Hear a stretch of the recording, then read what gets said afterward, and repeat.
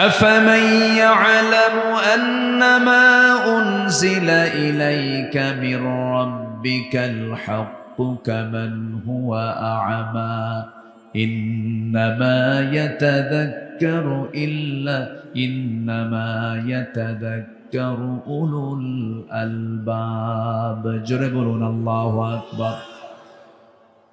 উলুল আলবাব কারা? বিবেকবান কারা? উলুল আলবাব হল আরবি শব্দ, যার বাংলা হচ্ছে বিবেকবান।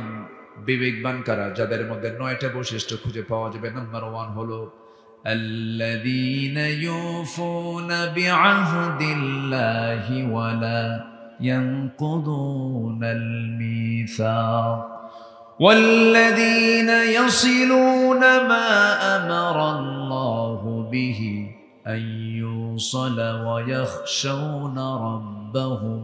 জোরে বলুন আল্লাহু আকবার, জোরে বলুন আল্লাহু আকবার। আমার বন্ধুগণ, নাম্বার 1 হলো যে সমস্ত লোকগুলো আল্লাহর সঙ্গে কৃত ওয়াদা যারা পূরণ করবে, যারা অঙ্গীকার যারা পূরণ করবে। আমি আপনি দুনিয়াতে যখন আসি নাই, মার পেটের ভিতরে ছিলাম 2 বছর। মার পেটের মধ্যে যখন আসি নাই, তখন আমরা ছিলাম কিন্তু রূহের জগতে, আলমে আরওয়াহে ছিলাম। আলমে আরওয়াহে আমাকে প্রশ্ন করেছিলেন মহান রব্বুল আলামিন। কোরআন বলে দিচ্ছে আলাস্তু বিরাব্বিকুম, আমি কি তোমার রব নই? সেই রূহের জগতে আমি স্পষ্ট ভাষায় জানিয়ে দিয়েছি, হ্যাঁ তুমি আমার রব। ক্বালু বালা। যদি আজকে আমাদের দুনিয়াতে মনে নাই, কিন্তু এই কথা বলেছি, শতভাগ সত্য জানিয়ে দিয়েছে কোরআন। বলেছে কিনা? বলেছে, কিন্তু আমরা জানি না, মনে নাই হয়তোবা। অনেক কিছুই তো মনে নাই আমাদের। আমরা মার পেটে 10 মাস ছিলাম, এটাও কিন্তু আমরা দেখি নাই, মনে নাই। আমাদেরকে বলে দিয়েছে, আমরা বিশ্বাস করে নিয়েছি। মার পেট থেকে দুনিয়াতে এসেছি, 2টা বছর দুধ পান করেছে, এটাও কারো মনে নাই, কিন্তু বিশ্বাস করে নিয়েছে। আমাকে জানিয়ে দিয়েছেন মা, আমাকে লোকজন বলেছেন তুমি এই মায়ের দুধ পান করেছো, বিশ্বাস করে নিয়েছি। মার দুধ পান করা যেমন না দেখি বিশ্বাস করতে হয়, মার পেটে যেমন 10 মাস থাকা না দেখি বিশ্বাস করতে হয়, ঠিক তেমনি রূহের জগতে আমি বলেছি, হ্যাঁ তুমি আমার রব, এমন এই কথাটাও না দেখি বিশ্বাস করতে হবে। এটাই হলো ঈমান। এটা কি? ঈমান। আমি রূহের জগতে বলে এসেছি, হ্যাঁ তুমি আমার রব। আল্লাহ বলছেন যারা এই ওয়াদা যারা পূর্ণ করবে তারা হচ্ছে বিবেকবান। তারা কি বলেন তো? বিবেকবান। অর্থাৎ হ্যাঁ তুমি আমার রব। রব মানে কি? রব মানে হচ্ছে আইনদাতা, বিধানদাতা। সকল প্রকার অপূর্ণতা, অযোগ্যতা, ব্যর্থতা থেকে যিনি মুক্ত, তিনি আমার কে? একটু জোরে বলেন, তিনি আমার কে? আমার আল্লাহ যে আইনদাতা, তিনি যে আইন দিয়েছেন এতে কোনো সন্দেহ আছে? কিন্তু আমার দেশে যে আইনটা আছে, রাষ্ট্রীয় পর্যায়ে যে বিধানটা আছে, এটা কি আমার আল্লাহর আইন?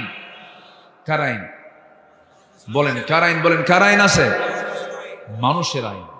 মানুষ এই 2 চোখ দিয়ে লিখেছে, এই 2 চোখ দিয়ে দেখে হাত দিয়ে লিখেছে, ব্রেন খাটিয়েছে, এরপর একটা আইন রচনা হয়েছে। বলুন তো, মস্তিষ্ক প্রসূত মানুষের মস্তিষ্ক থেকে বের হওয়া আইন, এটা মজবুত হবে না আল্লাহর আইন মজবুত হবে? তাহলে আমরা যে আইন দিয়ে চলছে, এটা কি মজবুত আইন না দুর্বল আইন? বলুন বলুন, কি আইন বলেন? দুর্বল আইন। এবং দুর্বল আইন দিয়ে বলা হয় যে মধ্যযুগীয় সেই 1500 বছর আইন দিয়ে, 1500 বছর আগের আইন দিয়ে আজকের সমাজ চলতে পারে না। এমন জাতীয় বাজে কথা বলার মতো মানুষ আমার দেশে আছে না নাই? তাদের কি বিবেক আছে? তাদের কি বিবেক আছে? আল্লাহ বলছেন তারা হচ্ছে বিবেকহীন। বিবেকবান তারাই। 1 নম্বর গুণ, যারা কৃত ওয়াদা আল্লাহর সঙ্গে যে করে এসেছিল রূহের জগতে, হ্যাঁ তুমি আমার আইনদাতা, যারা এটাকে এই ওয়াদা যারা পূরণ করেছে তারা হচ্ছে বিবেকবান। এখন বলি আপনাদেরকে, একটু মন খারাপ করা যাবে না। আমার আল্লাহর আইন ছাড়া যারা অন্য কোন আইনকে বিশ্বাস করে যদি কেউ নামাজ পড়ে, এটা ভণ্ডামি ছাড়া কিছু না। আসতে বলবেন না, জোরে বলুন ঠিক কিনা? আল্লাহর আইন বাদ দিয়ে অন্য আইন মানে, এদিকে নামাজ পড়ে, এদিকে হজও যায়, ওর সুবিধা মতো সে ইসলামকে মানতে চায়। আমার আল্লাহকে যদি রব হিসেবে মানতে হয়, আমার আল্লাহকে আইনদাতা হিসেবে মানতে হবে। ঠিক কিনা বলেন? আমরা বহু আইন আমার দেশে দেখেছি, সোজা কথা, কেউ গায়ে পড়ে কথা টেনে নিবেন না নিজের গায়ে। সোজা কথা বলি, এই দেশের স্বাধীনতার 53-54 বছর চলছে আজ। কেউ চালিয়েছেন 25 বছর, কেউ চালিয়েছেন 16 বছর, কেউ চালিয়েছেন 9 বছর, কেয়ারটেকার গভর্নমেন্টটা কয়েক বছর। সবার নাম মুসলমান হলেও তারা ইসলাম দিয়ে দেশ চালান নাই। তারা নামাজের আইন পাশ করেন নাই, সুদের বিরুদ্ধে আইন পাশ করেন নাই, যাকাতের আইন তারা চালু করেন নাই। সব থেকে শেষ আগামীর দেশ আমরা দেখতে চাই কোরআনের দেশ। রাজি আছেন কারা কারা? হাত উঁচু করে দেখান মুসলমান।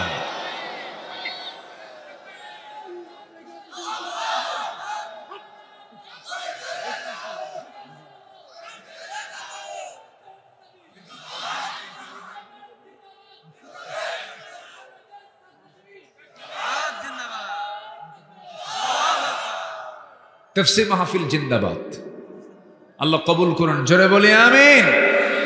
আজান হচ্ছে, আচ্ছা আজান হলে সবার পক্ষ থেকে দুই একজন জবাব দিলেই তো হয়ে যাবে, সমস্যা নেই। আমি শুনেছি তো এই আজানটা মুখে দিলেই হতো, কাছাকাছি ছিল। যাই হোক, দিয়ে ফেলেছেন মুরব্বী। আবার দেখেন তো বেশি লম্বা যেন না করে, আবার মানে বেশি লোক দেখলে আবার বেশি লম্বা হয়ে যায়। জি সম্মানিত ভাইয়েরা, আসুন আমরা আবার আলোচনার দিকে ফিরে যাচ্ছি। তাহলে সব দেখা তো আমরা শেষ করেছি, কেউ তো কোরআনের আইন তো চায় না। এই পর্যন্ত যারাই ছিল তারা কি কোরআনের আইন কি সমাজে চালু করেছে? চালু করেছে। ওদের দুর্বলতা, ওরা বলে যে কোরআনের আইন দিয়ে আজকের দুনিয়া চলে না। এই জাতীয় কথাগুলো তারা জাতিকে বারবার বলে কান ভার করতে চায় না। কোটি বছরের সূর্য যদি আলো দিতে পারে, কোটি কোটি বছর আগের সূর্য যদি এখনো তাপ দিতে পারে, সেই সূর্যের যিনি মালিক, কোটি কোটি বছর আগের সেই চাঁদ যদি রাতের ঘড়ি হতে পারে, আকাশের সূর্যের এই আকাশের বয়স যদি কোটি কোটি বছর হলেও যদি এই আকাশ যদি ঠিক থাকতে পারে, সে আকাশের মালিক, জমিনের মালিক, সাত সমুদ্রের মালিক, সূর্যের মালিক, সে আল্লাহ তাআলার বিধান কি সমাজে কার্যকর হতে পারে না? এটা রেজাল্ট কি ভালো হতে পারে না? সম্মানিত ভাইয়েরা, সম্মানিত বন্ধুগণ, আমরা আল্লাহর আইনকে শুধু নামাজের মধ্যে দেখতে চাই না, আমরা আল্লাহর আইনকে দেখতে চাই এক জায়গায়। আসতে বলবেন না, এক জায়গায় না, সব জায়গায়। যখন আপনি সব জায়গায় চাবেন, সুদখোর আপনার সামনে লাঠি নিয়ে দাঁড়ায় যাবে, মদখোর আপনার সামনে লাঠি নিয়ে দাঁড়িয়ে যাবে, যারা নারী নিয়ে যারা জেনার কারবার করে, বেশ্যাবৃত্তির লাইসেন্স যারা করে, হোটেল যারা চালায়, তারা আপনার সামনে লাঠি নিয়ে দাঁড়িয়ে যাবে। মোকাবেলা করার জন্য বেশি দূরে যাওয়া লাগবে না, এই সমস্ত বদমাইশরাই যথেষ্ট। ঠিক কিনা বলেন? এই জন্য জমিন থেকে সকল আইনকে উৎখাত করে সেই জমিনে কার দিন প্রতিষ্ঠা করতে হবে? এটা কি একার কাজ না সবার কাজ? নবীজি কেন আসছিলেন দুনিয়াতে বলেন? বলেন, কোরআনকে বলুন, কোরআন তুমি বলো তোমার রাসূলকে তুমি কেন দুনিয়াতে পাঠাইছো বলো।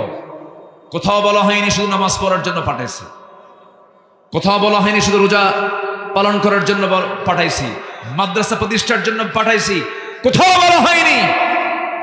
আপনি কোরআনকে প্রশ্ন, কোরআন একাধিক জায়গায় জবাব দিচ্ছে।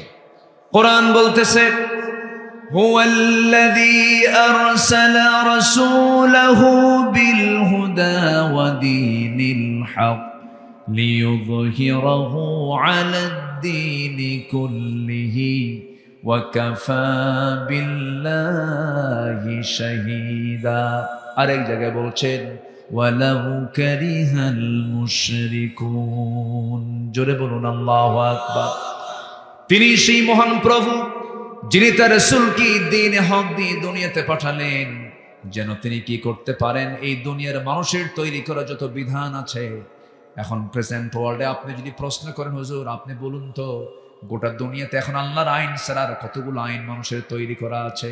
70 থেকে 80টা। 70 থেকে 80টা। আমার দেশেও কিছু কিছু দল, ওই সমস্ত মানুষের দল, তারা লালন করে। আছে না নাই বলেন? আছে না নাই? মূল জায়গায় হাত দিচ্ছি, একটু মন খারাপ করা যাবে না ভাই। আমার কবরে আমি যাব, আপনার কবরে আপনি যাবেন। এই যে হাজার হাজার মানুষ আপনারা মাহফিল এসেছেন, আমি আব্দুল আমিন আজকে যদি আমি কোনো কথা গোপন করে যাই, কিয়ামতের দিন আপনি কিন্তু আমার বিরুদ্ধে মামলা দিবেন আল্লাহর আদালতে। এই জন্য আমাকে হক কথা বলার দরকার আছে না নাই? আছে। আমার ভাইয়েরা, আমার বন্ধুগণ, আমার রাসূলকে আল্লাহ রাব্বুল আলামিন কেন পাঠালেন, কি জন্য পাঠালেন, আল্লাহ রাব্বুল আলামিন ক্লিয়ার করে বলছেন। সূরা সফ দেখবেন, বাড়ি থেকে মিলায় দেখবেন, সূরা সফ এবং সূরা ফাতার মধ্যে আল্লাহ রাব্বুল আলামিন বলে দিয়েছেন, হে রাসূল আমি আপনাকে পাঠিয়েছি শুধুমাত্র একটাই কারণ, সেটা হলো দুনিয়ার তৈরি করা যত আইন আছে প্রত্যেকটা আইনকে পরাজিত করে সেই জায়গায় আল্লাহর দ্বীনকে বিজয়ী করার জন্য। জোরে বলি সুবহানাল্লাহ। এই বিজয়ী করার জন্য রাসূলকে ঘর বাড়ি ছাড়তে হয়েছে, তায়েফে মার খেতে হয়েছে। ইতিহাস তো বলার সময় নেই আজকে, শুধু ইঙ্গিত দিয়ে যাচ্ছি। মক্কায় রাসূলকে মেরে মেরে অজ্ঞান করে দেওয়া হয়েছে। আমার নবীজির শেষ জীবনে যেদিন রাসূল দুনিয়া থেকে বিদায় নেবেন, আম্মা জান আয়েশার উরুতে মাথা রেখে তিনি প্রচন্ড কাতরাচ্ছিলেন। সেই সময় তার দেহের মধ্যে পুশ করা ইহুদিদের ষড়যন্ত্রের একটা অংশ ছিল। রসুলকে মেরে ফেলার জন্য তারা খাবারের মধ্যে বিষ ঢুকিয়ে দিয়েছিল, সেই বিষক্রিয়া দেখা দিচ্ছিল, প্রচন্ড জ্বর, রসুল কাঁপতেছিলেন, ঘাম ঝরতেছিল শরীর থেকে, কপাল ঘেমে যাচ্ছিল। আমার নবীজি বলছেন, আয়েশা আমার বুঝি মৃত্যুর সময় চলে এসেছে, আমি মনে হয় দুনিয়া থেকে বিদায় নিয়ে নেব। তবে আয়েশা একটা কথা বলি, দেখো না, তুমি আমার মাথা থেকে শুরু করে পা পর্যন্ত দেখো, প্রত্যেকটা জায়গায় আমার আঘাতের চিহ্ন। আল্লাহু আকবার বলেন। আমার নবীর মাথা থেকে পা পর্যন্ত শুধু আঘাত আর আঘাতের চিহ্ন ছিল। বেশি আঘাতের চিহ্ন হয়েছিল তায়েফে। আমি তায়েফে যতবার যাই ততবার সেই জায়গাগুলো আমি ঘুরে ঘুরে দেখি আর রসুলের স্মৃতিচারণ করি। রসুলকে কেমনে মেরেছিল সেদিন তারা। যে রসুল সূর্যের নিচে হাঁটলে পরে আল্লাহ পাক তার সম্মানে সূর্যের নিচে একখণ্ড মেঘ আল্লাহ পাক রেখে দিতেন, সেই নবীজি তায়েফে একা এমন মারা মারল রসুলকে, মেরে ফেলার নিয়তি তারা মেরেছে। চোকা চোকা পাথর নবীজির হাতের মধ্যে যখন হাত ঢুকতো, তুলার চেয়ে নরম ছিল আমার নবীর হাতগুলো। যখন মেরে দিয়েছে সেই পাথরগুলো, চোকা চোকা পাথর নবীজির মাথা থেকে পা পর্যন্ত লেগে লেগে ক্ষত বিক্ষত হয়ে গেছে।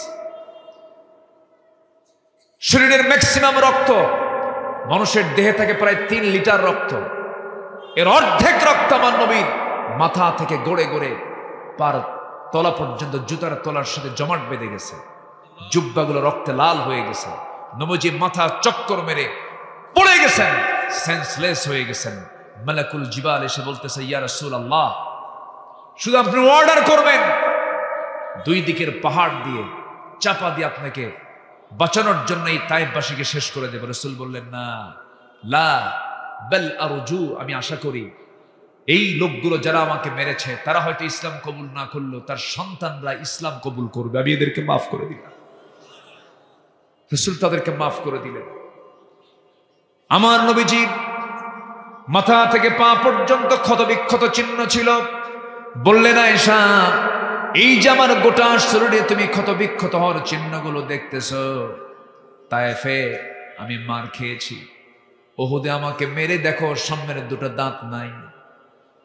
খন্দকের পরীক্ষা খনন করতে গিয়ে আমি খাবার পাই নাই, আমার সাহাবীরাও খাবার পায় নাই। সাহাবীগুলোকে নিয়ে যখন পরীক্ষা খনন করছিলাম, আয়েশা দেখো, কোদাল মারতে মারতে 4টা দিন না খাওয়া, আমার আজকে এই যে কোমরটা বাঁকা হয়েছে, আজ পর্যন্ত কোমর সোজা করতে পারি নাই। আমার ভাইয়েরা, দিন কায়েমের সংগ্রাম করতে গিয়ে যদি গোটা শরীরে আঘাতের চিহ্ন নিতে হয়, দাঁত ভাঙতে হয়, দেশ ছাড়তে হয়, হামলা মামলা খেতে হয়, কোমর কুজা করে ফেলতে হয়, কোমরটা হারাতে হয়, বিশ্বনবীর মতো জায়গা থেকে যদি এমনটা কষ্ট করতে হয়, সেই জমিনে দিন কায়েমের জন্য আমাদেরও প্রচেষ্টার দরকার আছে না নাই? শুধু মিষ্টি খাওয়া সুন্নাত, দুপুর পরে ঘুমানো সুন্নাত, মাথায় টুপি দেওয়া সুন্নাত, আতর লাগানো সুন্নাত, সুরমা লাগানো সুন্নাত, এই সুন্নাতকে আপনি এক পাল্লায় দিয়ে দেন, আর নবীর দাঁত ভাঙা সুন্নতকে এক পাল্লায় দিয়ে দেন, দাঁত ভাঙা সুন্নতের ওজনটাই বেশি ভারী হয়ে যাবে। সামনের দিনে আমাদের একটাই লক্ষ্য হলো, কোনো কথা মানবো না, কোন আইন মানবো না, কোনো বিধান মানবো না, কোনো ব্যক্তি মানবো না, একটাই কথা হবে, এই জমিন যার হুকুম চলতে হবে তা, ঠিক কিনা? এটাই হচ্ছে 1 নম্বর ওয়াদা। যারা বিবেকবান তারা আল্লাহর সঙ্গে কৃত অঙ্গীকার তারা পূরণ করবে। আরো আছে 9টা। তাফসীর মাহফিল তো একটু কোরআন থেকেই কথা বলা দরকার, ঠিক কিনা বলেন? এই জন্য আমি আয়াতকে মিস করছি না, আমি আয়াতকে লেগেই সামনের দিকে এগুচ্ছি। আরো 8টা পয়েন্ট আছে। এদিকে আজান হয়েছে, কোনো টেনশন নাই। আমরা নির্দিষ্ট সময়ের চাইতে একটু পরেই আমরা একসঙ্গে এখানে জামাতে নামাজ পড়বো। জোরে বলি ইনশাআল্লাহ, জোরে বলি ইনশাআল্লাহ। সম্মানিত ভাইয়েরা, কষ্ট পাচ্ছেন নাকি আপনারা? কোনো অসুবিধা নাই তো? জোরে বলি ইনশাআল্লাহ। সম্মানিত ভাইয়েরা, তাহলে নাম্বার 1 হচ্ছে কি? যারা আল্লাযীনা ইউফুনা বিআহদিল্লাহ, যারা আল্লাহর সঙ্গে কৃত অঙ্গীকার যারা পূরণ করবে। ওই যে বলে এসেছিলাম, তুমি আমার রব, তুমি আমার আইনদাতা। দুনিয়াতে যারা এই রবুবিয়াতকে প্রতিষ্ঠার জন্য, আল্লাহর আইনকে জমিনে প্রতিষ্ঠার জন্য যারা সংগ্রাম করবে, আন্দোলন করবে, তাদের ওয়াদা পূরণ হচ্ছে। এরাই হচ্ছে বিবেকবান। জোরে বলি আল্লাহু আকবার। এই যে 2-1 করে ওঠে কেন চাচা? Any problem? বসে না নামাজে, নামাজে চাচা, নামাজে যাচ্ছেন? নামাজ পড়বেন? ও চাপ চাপ না, ঠিক আছে, অনেক বয়স হয়ে গেছে। জি, যারা মাজুর তারা ঠিক আছে, কিন্তু দাড়ি কাছা গেলে কিন্তু খবর আছে। বসেন, কেউ যাবেন না, কারণ মাহফিলের সৌন্দর্য রক্ষার দায়িত্ব কি বক্তার একার না সবার? আশপাশে যারা আছেন সবাই পাহারা দিবেন, মাহফিল যেন দোয়া পর্যন্ত ঠিক মতো আমরা যেন সুন্দর করে সম্পূর্ণ করতে পারি। জোরে বলি আমিন।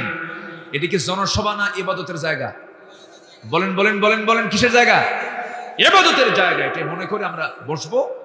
অগণিত সওয়াব, অগণিত সওয়াব, যে সওয়াবের কোনো গণনা হবে না। অগণিত সওয়াব আল্লাহ পাক ফেরেশতার মাধ্যমে লিখতেছেন। বলি আলহামদুলিল্লাহ। 1 নম্বর চলে গেল। নাম্বার 1, যারা ওয়াদা ভঙ্গ করে না। যারা কি ভঙ্গ করে না বলেন? রাসূল এক জায়গায় বলেছেন, লা ঈমানা লিমান লা আহদা লাহ। তার ঈমানই নাই যার ওয়াদা নাই। যার ওয়াদা ঠিক নাই তার কি নাই? ঈমান নাই। এটা কি মোল্লার কথা না আমার নবীর কথা? মুহাম্মদ সাল্লাল্লাহু আলাইহি ওয়াসাল্লাম। তাহলে এখন বলেন, এই ওয়াদা পৃথিবীর এই জীবনে, মানব জীবনে চলতে গিয়ে সব জায়গায় এরকম ওয়াদা আছে না নাই বলেন তো? আছে। যেরকম ব্যবসা করতে নিয়ে ওয়াদা করতে হয়, কথা বলতে নিয়ে ওয়াদা করতে হয়, কোন একটা জায়গায় যাব ওয়াদা করতে হয়। প্রত্যেকটা জায়গায় কিন্তু একটা ওয়াদা থাকে। এই ওয়াদা যারা ঈমানদার তাদের কখনো ওয়াদা ভঙ্গ হবে না। আর যার ওয়াদা ভঙ্গ হয় সে কি বিবেকবান না বিবেকহীন? বলেন, বিবেকবান না বিবেকহীন?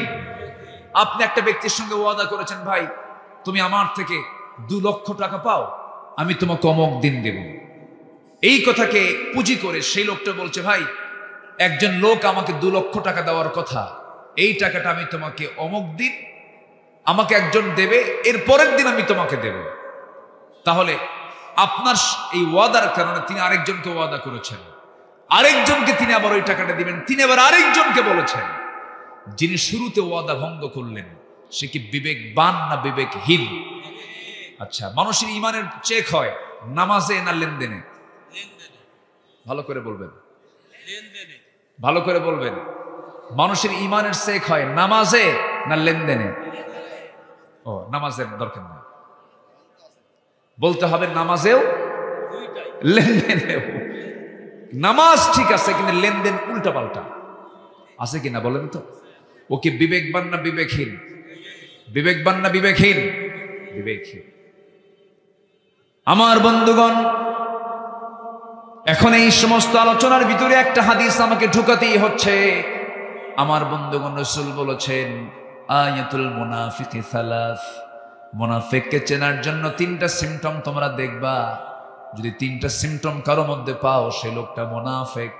নাম্বার 1, ইদা ওয়াদা আখলাফা, যখন সে ওয়াদা করে ওয়াদা ভঙ্গ করে। নাম্বার 2 হলো যখন তার সামনে আমানত রাখা হয় আমানতের খেয়ানত করে ফেলে। নাম্বার 3 হলো যখন সে কথা বলে মিথ্যা কথা বলে, বাজে কথা বলে। এই 3টা বদঅভ্যাস যার মধ্যে আছে সেই লোকটা মুনাফিক। বলেছেন মুহাম্মদ সাল্লাল্লাহু আলাইহিস। তাহলে যারা মুনাফিক হয় তারা কি বিবেকবান হয় না বিবেকহীন হয়? বিবেকহীন হয়। তাহলে উলুল আলবাব যদি হতে চাই, এক নম্বর ওয়াদা ঠিক রাখতে হবে। কার সাথে? আল্লাহর সাথে যে ওয়াদা ছিল সেই ওয়াদা আমরা ঠিক রাখবো। নাম্বার 2 হচ্ছে অঙ্গীকার আমরা ঠিক রাখবো। আমাদের যে ওয়াদা এটা আমরা সব জায়গায় ঠিক রাখার চেষ্টা করব। জোরে বলি ইনশাআল্লাহ। ইন্নাল্লাহা লা ইউখলিফুল মিআদ। আল্লাহ তাআলা নিজেও কখনো ওয়াদা ভঙ্গ করেন না। আমরাও সে আল্লাহর গুণটা লালন করব। আমরা কখনো ওয়াদা ভঙ্গ ইচ্ছা করে কখনো ভঙ্গ করব, অনিচ্ছাই হতে পারে। বান্দার ভিতরে তো অনেক সময় বান্দাই তো পারে না, আর সব পারেন কে? আল্লাহ।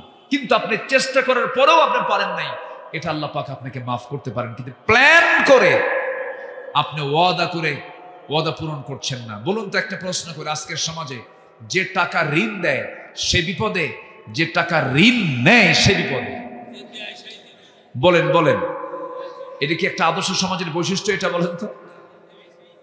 যে দেয় সে বিপদে, আর যে নেয় সে নিরাপদে। সে কি বলেন? সে নিরাপদে। যারা ব্যবসায়ী না তারা আমার আজকের আলোচনায় খুব খুশি হচ্ছেন। ভালো করে কম, হালকা তো করেও টাকা তুলতে পারি না। আল্লাহ তাআলা দেখেন কিভাবে সুন্দর করে কথাগুলো সাজাচ্ছেন।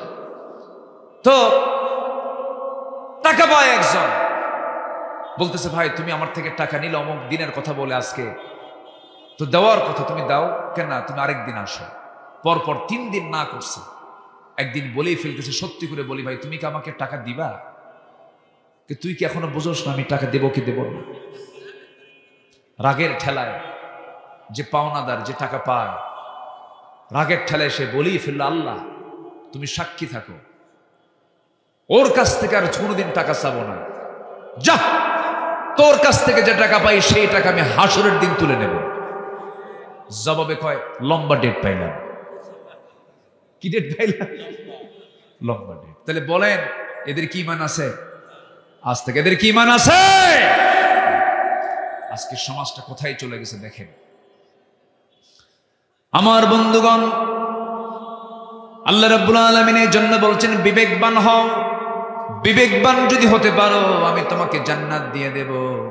আপনি একজনকে ঠকাচ্ছেন, কিন্তু আপনি তো ঠকাচ্ছেন না, আপনি নিজেই ঠকে যাচ্ছেন, আপনি নিজেই হেরে যাচ্ছেন। আমার ভাইরা, কোন অফিসার যদি সরল হয় মানুষ তাকে বোকা বলে, কিন্তু যে লোকটা ঘুষ খায় সে লোকটাকে চালাক বলে। একদিন কিয়ামতের দিন ওই সমস্ত ব্যক্তির জন্য আল্লাহ রাব্বুল আলামিন উপর করে তাকে জাহান্নামের মধ্যে ফেলবেন, সুদখোরকে জাহান্নামের মধ্যে ফেলবেন। আল্লাহ তাআলা যা হারাম করেছেন সে হারামের কাছে একজন বিবেকবান মানুষ যেতে পারে না। নাম্বার 3 হলো সম্পর্ক। আমরা পৃথিবীতে সবার আগে যার সঙ্গে গড়ব তিনি আমার কে বলেন? আল্লাহ রাব্বুল আলামিন বলছেন ওয়াল্লাযীনা ইয়াসিলুনা মা আমারাল্লাহু বিহি আইয়ুসাল। নাম্বার 3 হলো ওই সমস্ত বান্দাগুলো বিবেকবান, তাদের মধ্যে কমন সেন্স আছে, যারা পৃথিবীর সবার সঙ্গে সম্পর্ক থাকলো না গেল এই কথা না চিন্তা করে আগে চিন্তা করে আমার সঙ্গে আমার আল্লাহর সম্পর্ক ঠিক আছে কিনা। যাতে মাতাল তালে ঠিক থাকতে হবে। দুনিয়ার সবার কাছে মাইনাস হয় হোক, কিন্তু আমার আল্লাহ যেন বাদ না পড়ে। আর আমাদের চিন্তা হলো কিছু কিছু লোকের যা কিছু হয় হোক আল্লাহর কাছে মাফ চেয়ে নেবো, আগে এগুলো করি। এরকম আসলে নেই বলেন তো? আগে চিন্তা থাকতে হবে, আমার সম্পর্ক রাখতে হবে আগে কার সাথে? আসতে বলবেন না, কার সাথে? আল্লাহর সাথে। আমার আল্লাহ তো সেই আল্লাহ যে আল্লাহ শুধু মানুষকে লালন পালন করেন না, তিনি গোটা পৃথিবীর সব কিছুকে লালন পালন করেন। জোরে কোন সুবহানাল্লাহ। অবাক হয়ে যাবেন, প্রত্যেকটা প্রাণী কিন্তু আল্লাহর জিকির করে। জোরে কোন সুবহানাল্লাহ। কোন প্রাণী কি খায়, কোন প্রাণী কখন ঘুমায়, কোন গাছের পাতা কখন পড়ে, কোনটা আগে পড়ে আর কোনটা পরে পড়ে, এটাও আল্লাহ জানেন। আল্লাহু আকবার বলেন। সমুদ্রে কত প্রাণী আছে, আকাশে উড়ন্ত কত প্রাণী আছে, জঙ্গলে কত প্রাণী আছে, স্থলভাগে কত প্রাণী আছে। সমস্ত প্রাণীর রিস্কের সমস্ত ম্যানেজমেন্টের দায়িত্ব কার? আবার সব প্রাণীকে মানুষের খাদেম বানিয়ে দিয়েছেন তিনি আমার কে? সুন্দরবনের কি কি খাঁটি জিনিস আছে কন্ত? মধু। হ্যাঁ, টাইগার তো আছেই মধুকে সংরক্ষণ করার জন্য, কিন্তু সুন্দরবনের কি মধু বলুন, কি মধু? খাঁটি কি আছে? খাঁটি তো আছেই, কিন্তু ওটা আস্তে আস্তে কি হয় করে কে কে কে কে ভেজাল বানায়? মানুষ। কেমনে ভেজাল বানায়? ভেজাল মানুষ ভেজাল বানায় কি? ঠিক আছে, যে মানুষ না, যে ভেজাল সেই করে ভেজাল। মানুষ কখনো ভেজাল হতে পারে না। জানেন এই মধুটা আমি গত 2 দিন আগে আমার মাহফিল ছিল চট্টগ্রামে, প্যারেড ময়দান। যে প্যারেড ময়দান আল্লামা সাইদ রাহিমাহুল্লাহ একটানা 1977 সাল থেকে 2006 সাল পর্যন্ত একটানা 32 বছর তিনি মাহফিল করেছেন। 18 বছর ওই মাহফিল বন্ধ ছিল, করতে দেয়নি, হতেই দেয়নি। এবার এই মাহফিল আমাকে দিয়ে প্রথম উদ্বোধন হয়েছে। দোয়া করবেন। এই 18 বছর পর গত 27 জানুয়ারি, আজকে তো 29, 27 জানুয়ারি প্রথম তাফসীর মাহফিলটা আমি শুরু করেছি। 18 বছর পর আবার শুরু হলো। দোয়া করেন এই তাফসীর মাহফিলের ধারা যেন কিয়ামত পর্যন্ত থাকে। জোরে বলি আল্লাহুম্মা আমিন। সেই মাহফিল আমি এই বিষয়টা তুলে এনেছি। একটা সূরার নাম আল্লাহ পাক দিয়েছেন প্রাণীর নামে, যেটা সুন্দরবনে থাকে সবচেয়ে বেশি। সেটা হলো ওই মৌচাকের যে ম্যানেজমেন্টের দায়িত্ব, যে প্রাণীর নাম কি? মৌমাছি। এর আরবি হলো নাহাল। এর আরবি কি? নাহাল। নাহাল মানে হলো মৌমাছি। এই মৌমাছি আল্লাহ তাআলার নিয়োজিত। তার যে ফার্মেসি আছে, তার যে ওষুধ কোম্পানি আছে, সেই ওষুধ কোম্পানির চিফ দায়িত্ব পালন করে হলো এই মৌমাছি ডিপার্টমেন্ট। আল্লাহু আকবার বলেন। কিয়ামত পর্যন্ত যত রোগ এসেছে, যত রোগ আসবে, যত রোগ হবে, সমস্ত রোগের ঔষধ সুন্দরবনে। এত আস্তে সুবহানাল্লাহ বললেন আপনারা? হ্যাঁ,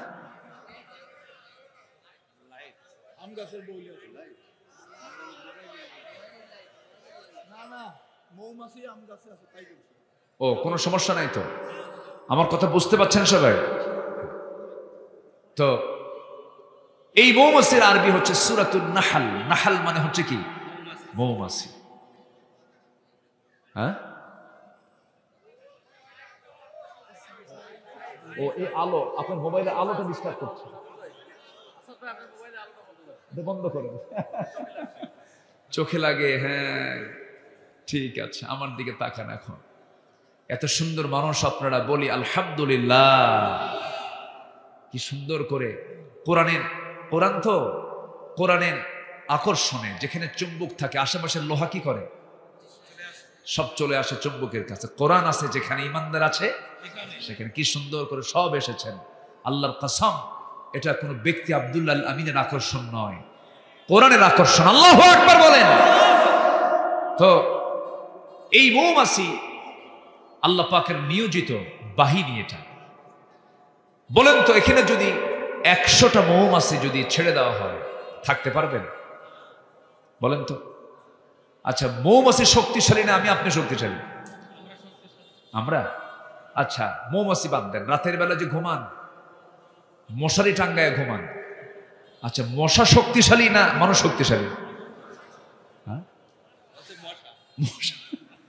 ঠিকই আছে একদিকে, কারণ মশা টাঙ্গায় না মানুষ টাঙ্গায়? মশারি টাঙ্গায় কে, মশা না মানুষ? কার ভয়ে? কি কথা কি বুঝতেছেন? আল্লাহ পাক একটা উদাহরণ দিয়েছেন। মশারও নাম আছে কোরআনে। কোরআনের মধ্যে মৌমাছির নাম আছে, আবার মশার নামও আছে। সূরাতুল বাকারার 26 নম্বর আয়াতে আল্লাহ পাক মশার কিছু কথা বলেছেন। তা আবু জেহেলরা বলল, তোমার আল্লাহর কাম নাই কাজ নেই, কোরআনের ভিতরে আবার মশার নাম নিয়ে আসা দরকার ছিল? কিন্তু মশার নাম যে আনছেন কেন? কি যে হিকমত আছে এর মধ্যে। নমরুদ তো আছে, আরো কিছু আছে, আমার দেশের ফেরাউনও আছে এর মধ্যে। দেখেন একটু বলি, মশা যখন মানুষকে কামড়ায়, আপনার শরীরে কিন্তু এমনি এমনি এসে পড়ে না, আপনি ধরে ফেলবেন। আপনার চোখকে ফাঁকি দেবার জন্য মশা আগে জায়গা মতো যে চামড়ায় বসে, সেই চামড়ায় বসেই সে আগে এনেস্থেসিয়া করে। যারা ডাক্তার আছেন, এনেস্থেসিয়া হচ্ছে অজ্ঞান করে। ওই জায়গাটুকু চামড়াটাকে অবশ করো, অবশ কইরা এরপরে হোল ফুটায় এবং বুঝায় সলির মধ্যে তোর 14 কিছু টের পাবে না। ঢুকালাম, ঢুকায় সে রক্ত নেয়, রক্ত নিতে নিতে সে যদি পরিমাণ মতো রক্ত নেয়, বংশ বিস্তারের জন্য স্ত্রী মশা এটা খায়। এই রক্ত ছাড়া মশার প্রজনন হবে না, মশার বংশ বৃদ্ধি হবে না। তো পরিমাণ মতো নিয়ে চলে গেল, ও বাঁচলো, আমরাও টের পেলাম না। কিন্তু কিছু মশা আছে বেহুশ। কি মশা? বেহুশ। এমন খাওয়া খায়, এমন পেট ভারী হয়ে যায়, 2 পাখা দিয়ে আর সে তার দেহকে উড়াতে পারে না। মূর্তি সে হাতের চাপাই পড়ুক, আর যে চাপাই পড়ুক পুরা শেষ হয়ে যায়, আর নড়তে পারে না। এই 16 বছর যারা ক্ষমতায় ছিল, এরা খাইছে কম না খাইছে বেশি? কিসের মতো? বেহুশ মশার মতো। কি মশার মতো? বেহুশ মশার মতো। মনে করে নাই যে ধরার জন্য একজন পেছনে আছেন আল্লাহ তাআলা। খাইছে বেশি, মরছে তাড়াতাড়ি, ঠিক কিনা? এখনো যারা খেতে চান একটু কম খান।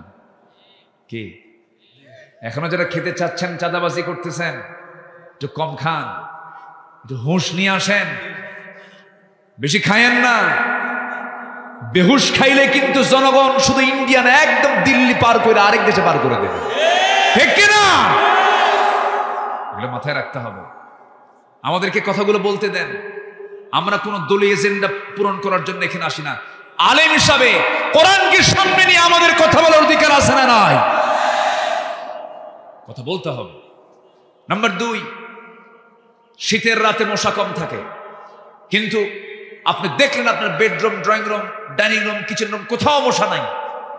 শুয়ে পড়ছেন রাত্রিবেলা, লাইট বন্ধ করা মাত্রই 5 মিনিট পরই কিছু মশা আপনার কানের কাছে এসে সারে গামা পাধানিসা শুরু হয়ে গেছে, ঠিক আছে?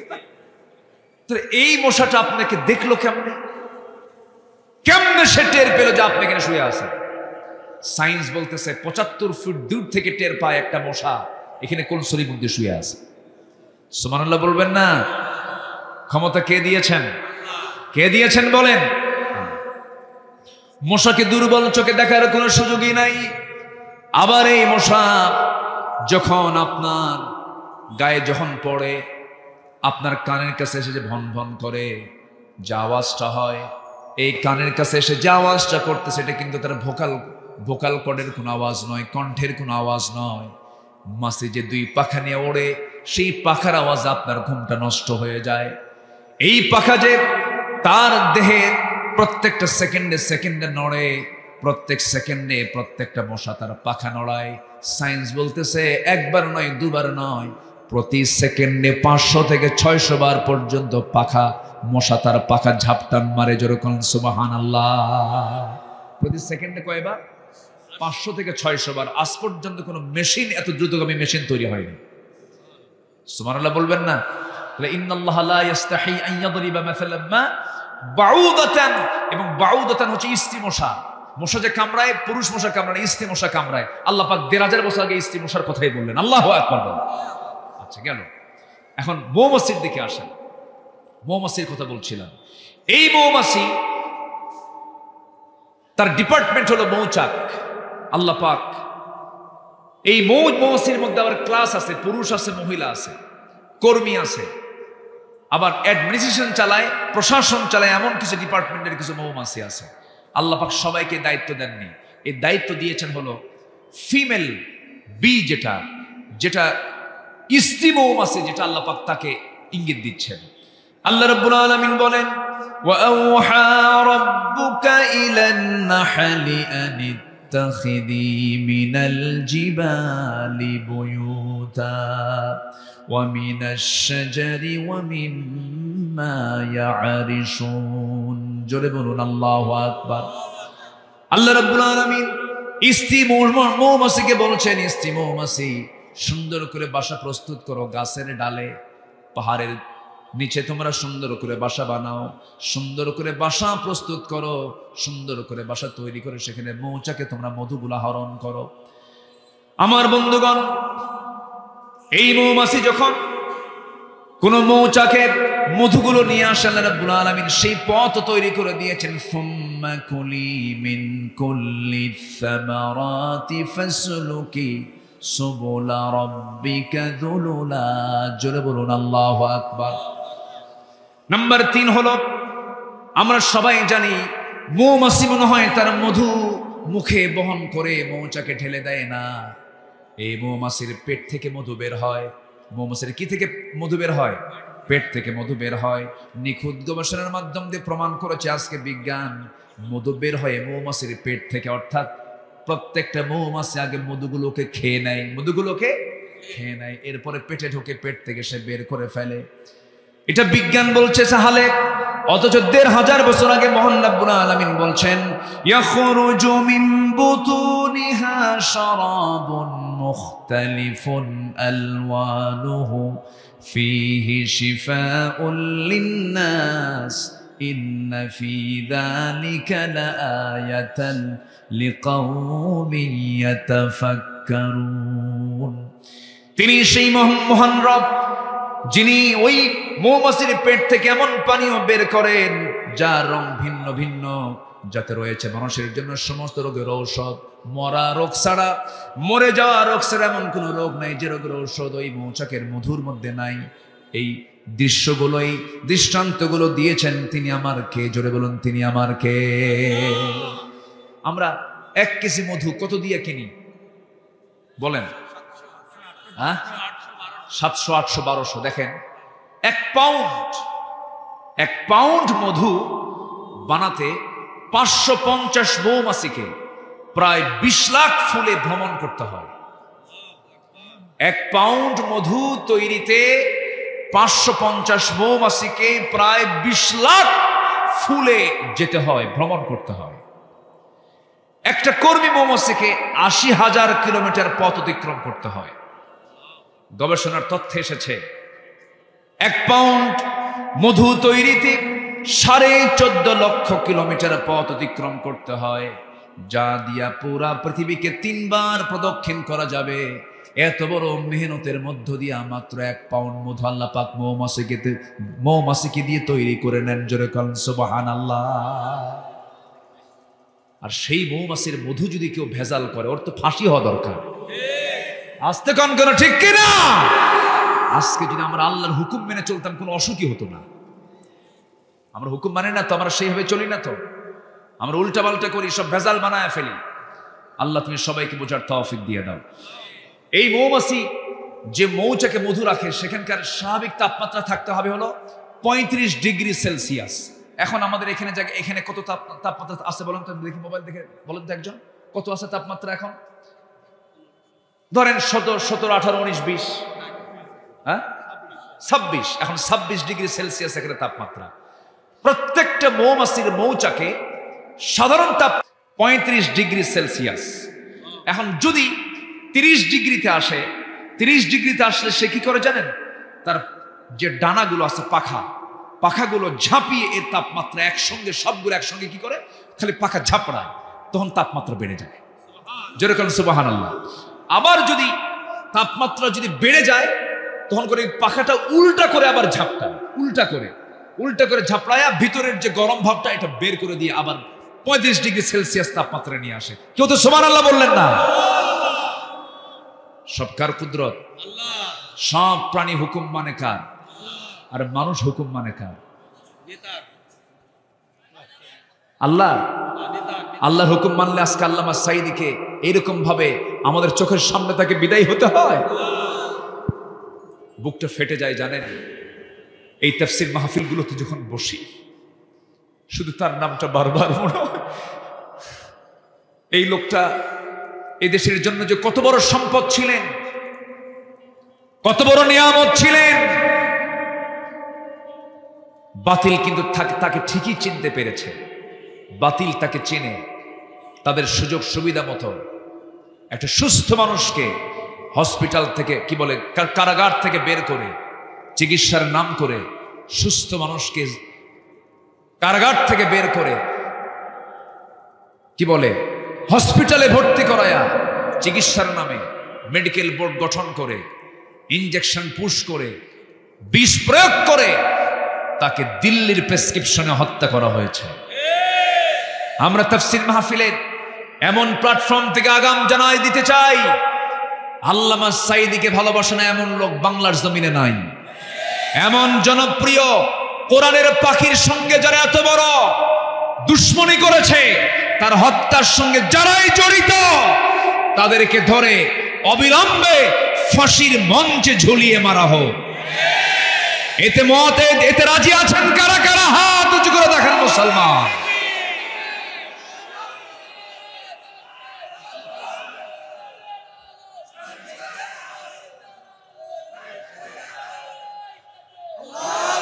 আলেম ওলামা যেখানে, আল কোরআন যেখানে, কোরআন হাদিস যেখানে, নারায়ে তাকবীর।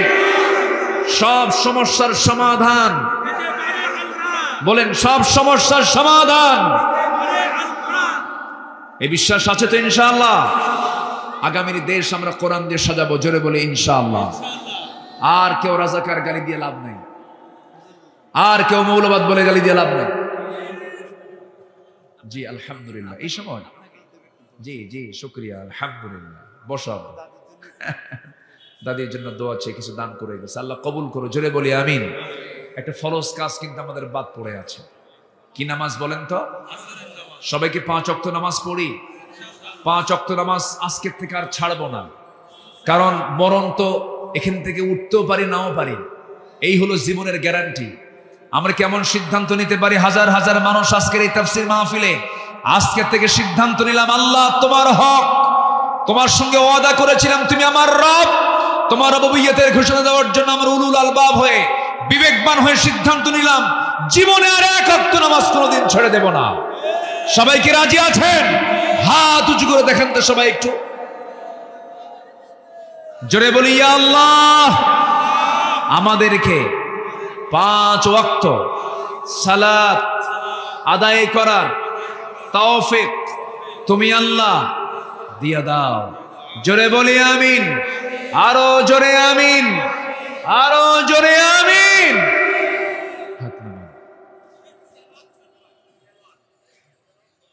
সবাই রাগ করলেন নাকি আপনারা? নামাজ পড়লে কি আমার লাভ না আপনার লাভ? আচ্ছা, আল্লাহ আমরা যদি নামাজ না পড়ি আল্লাহর কোনো যায় আসে? যায় আসে? নামাজ পড়লে কার লাভ হবে? নিজের লাভ হবে। নামাজ আমরা পড়বো, কেউ ছাড়বো না, জোরে বলি ইনশাআল্লাহ। আমি যদি আর কিছু সময় নেই, নামাজটা বড় ঝুঁকিপূর্ণ হয়ে যাবে। সব দিকে আমরা খেয়াল করব।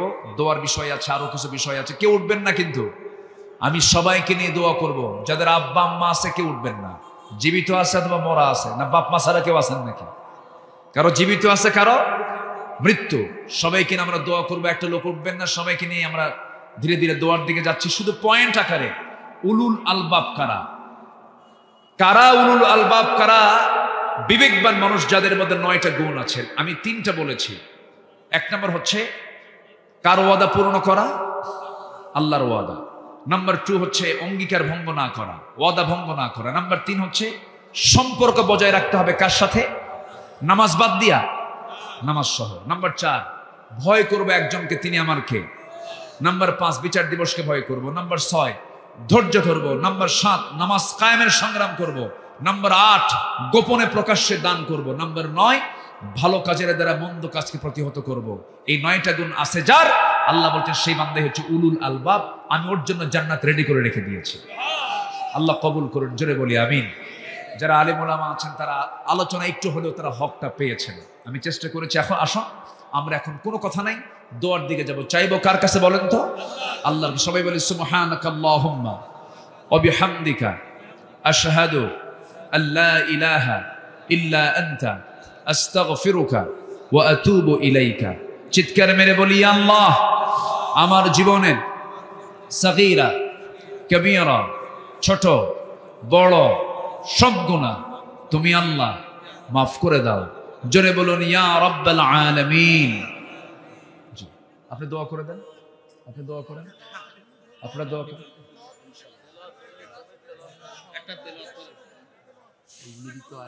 ও হ্যাঁ, জি একজন এখানে। আর নাইম কোথায়? নাইম, যে নাইমের বন্ধু ছিল, প্রথম উদ্যোক্তা ছিল মৃত আরিফ, ইয়াং তারুণ্যের অহংকার, সেই ছেলেটা আজকে দুনিয়াতে নাই। আল্লাহ তুমি তার কবরটাকে জান্নাতের টুকরা বানায় দাও। জোরে বলি আল্লাহুম্মা আমিন। জি, এই মাহফিল প্রত্যেক বছর হোক, সবাই চান তো ইনশাআল্লাহ? জি। ধৈর্য ধারণ করার শক্তি দাও গো মেহেরবান আমায়, দাও গো মেহেরবান। একটু ধৈর্য ধরেন। ধৈর্য ধারণ করার শক্তি দাও গো মেহেরবান আমায়, দাও গো মেহেরবান। বুকের ভেতর ব্যথার নদী বইছে অবিরাম, বইছে বইছে অবিরাম। ধৈর্য ধারণ করার শক্তি দাও গো মেহেরবান আমায়, দাও গো মেহেরবান।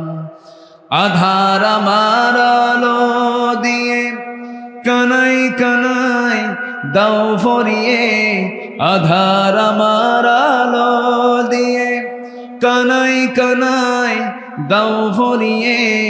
অন্তর জোড়ে দাও গো প্রভু ভোরের পাখির গান। বুকের ভেতর ব্যথার নদী বইছে অবিরাম, বইছে বইছে অবিরাম। ধৈর্য ধারণ করার শক্তি দাও গো মেহেরবান আমায়, দাও গো মেহেরবান।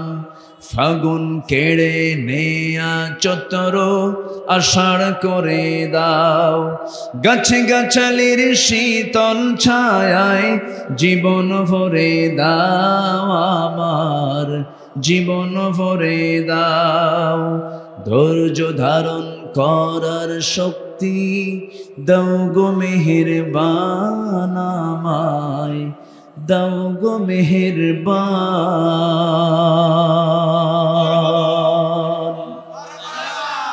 জি, এখন দোয়া। জি, আল্লাহুম্মা আমিন।